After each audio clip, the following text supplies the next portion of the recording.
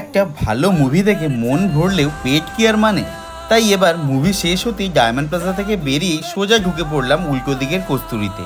যা খিদে পেয়েছিল আর মেনু সিলেকশনে টাইম নষ্ট না করে চটপট অর্ডার করে দিয়েছিলাম 4টে বাঙালি থালি, কারণ এনারা বললেন এগুলোই নাকি সব থেকে তাড়াতাড়ি পাওয়া যাবে। আর ততক্ষণে সুন্দর অ্যাম্বিয়েন্সে বসে এনজয় করে নিলাম আম পান্না আর গন্ধরাজ ঘোল।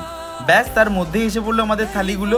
প্রতিটা থালিতেই ভাতের সাথে যেগুলো কমন ছিল সেগুলো হলো শাক ভাজা, ডাল, বেগুন ভাজা, আলু ফুলকপির তরকারি, সালাদ, চাটনি এবং পাঁপড়।